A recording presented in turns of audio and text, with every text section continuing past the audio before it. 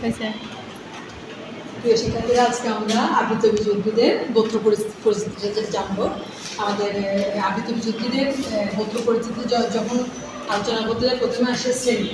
তাহলে আমরা জানি আবৃতবীজ উদ্ভিদ হচ্ছে দুই ধরনের, একটা হচ্ছে একবীজপত্রী উদ্ভিদ, একটা হচ্ছে দ্বিবীজপত্রী উদ্ভিদ। একবীজপত্রী উদ্ভিদকে ইংরেজিতে বলা হয় ম্যাগনোলিয়া। আর একবীজপত্রী উদ্ভিদকে বলা হয় লিলি, আর দ্বিবীজপত্রী উদ্ভিদকে বলা হয় ম্যাগনোলিয়া। ম্যাগনোলিয়ার এই বিজ্ঞানী ডক্টর আর্থার ক্রনকুইস্ট 1981 সালে প্রথম দ্বিবীজপত্রী উদ্ভিদের 315টি এবং একবীজপত্রী উদ্ভিদের 65টি গোত্র শনাক্ত করেছেন। এবং আমাদের এই যে আবৃতবীজ উদ্ভিদের স্বরূপটা আমরা একটু দেখি। এরা বিরুদ, উপগুল্ম, গুল্ম, বৃক্ষ, পরাশ্রয়ী, মিতজীবী এবং পরজীবী এই ধরনের হয়ে থাকে। এবং মূলগুলো হচ্ছে প্রধান মূল হয় স্থানিক মূল, গুচ্ছমূল, পরাশ্রয়ী। বিভিন্ন উদ্ভিদের ক্ষেত্রে বিভিন্ন ধরনের ছেলে নামগুলো লিখে দেওয়া আছে। প্রধান মূল থাকে মূলা, গাজরে, মূলতস্থায়ী মূল থাকে বটকে, ঔষধ গাছ, গুচ্ছমূল, ধান, গম, এগুলিতে। অর্কিডের মধ্যে পরাশ্রয়ী মূল থাকে এরকম। আর কাণ্ড হচ্ছে ফাঁফা কাণ্ড, রাইজোম, টিউবার, বাল্ব, রানার। ফাঁফা কাণ্ড কিসের মধ্যে থাকে?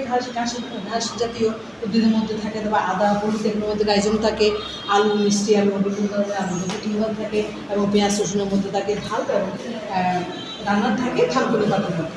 এবার আসে পাতা। পাতা হচ্ছে কাণ্ডের পর্ব থেকে পাতাটা উৎপন্ন হয়। এবং পাতার মধ্যে কী কী থাকে? পাতার মধ্যে প্রথমত আমরা দেখি বোটা, পেটিউফ বোটা, লেমিনার পত্রফলক, আর স্পিগির উপপত্র, মুক্তপাশী উপপত্র থাকে আলাদা করে। যে ইয়েতে সরলপত্র থাকে আমজাম, এগুলোতে জড়িপত্র, অচূড়পক্ষ মানে হচ্ছে পত্র যেখানের মধ্যে পত্র থাকে না।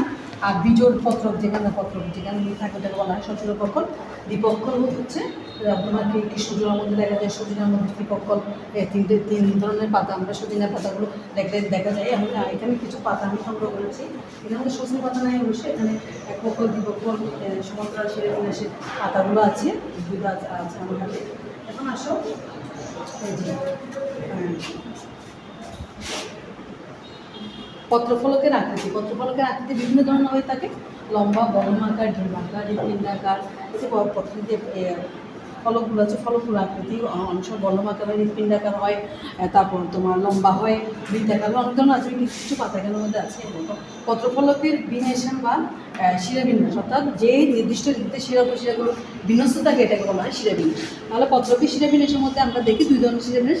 একটা হচ্ছে সমান্তরাল শিরাবিন্যাস, একটা হচ্ছে জালিকা শিরাবিন্যাস। জালিকা শিরাবিন্যাসকে বলা হয় প্যারালাল বিন্যাসন, আর সমান্তরাল শিরাবিন্যাসকে বলা হয় রেটিকুলার বিন্যাসন। অর্থাৎ রেটিকুলার বিন্যাসন থাকে দ্বিবীজপত্রী উদ্ভিদে, আর একবীজপত্রী উদ্ভিদের মধ্যে জালিকা শিরাবিন্যাস বা প্যারালাল শিরাবিন্যাস থাকে।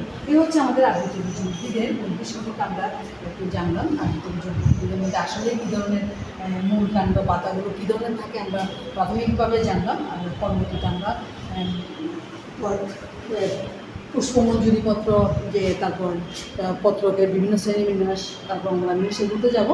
আর একটা মোস্ট ইম্পর্টেন্ট পার্থক্য তোমাদের এই চ্যাপ্টারের নগ্নবীজ এবং আবৃতবীজ উদ্ভিদের মধ্যে কোন জায়গায় আলোচনা করবো। নগ্নবীজ পড়েছি আগে, এখন আবৃতবীজ। এর মধ্যে পার্থক্যটা আমরা দেখি। নগ্নবীজ উদ্ভিদের মধ্যে গর্ভাশয় এবং গর্ভদণ্ড নেই, আবৃতবীজ উদ্ভিদের মধ্যে আছে। নগ্নবীজ উদ্ভিদে ফল উৎপন্ন হয় না, আবৃতবীজ উদ্ভিদে ফল উৎপন্ন হয়। নগ্নবীজ উদ্ভিদের মধ্যে বীজ নগ্ন অবস্থা থাকে, আর আবৃতবীজের মধ্যে বীজ থাকে ফলের মধ্যে। এখানে নগ্নবীজিতে আগ্নেয় সৃষ্টি হয়, আবৃতবীজিতে আগ্নেয় সৃষ্টি হয় না। নগ্নবীজিতে দিনিষেক ঘটে না, কিন্তু আবৃতবীজিতে দিনিষেক ঘটে। দিনিষেক কী হবে পরবর্তী ক্লাসগুলোতে পড়াবো। এরা হচ্ছে নগ্নবীজ উদ্ভিদগুলো হচ্ছে বায়ু পরাগী, এবং আবৃতবীজ উদ্ভিদগুলো হচ্ছে বায়ু, পানি এবং প্রাণী পরাগত কীটপতঙ্গের মাধ্যমে পরাগায়ন হয়ে থাকে। এদের মধ্যে অ্যান্ডোস্পার্ম, হ্যাপ্লয়েড সংখ্যক, ত্যান সংখ্যক, এবং আবৃতবীজ উদ্ভিদের মধ্যে অ্যান্ডোস্পার্ম হচ্ছে টিপ্লোইড সংখ্যক, ট্রাইজোইড সংখ্যক।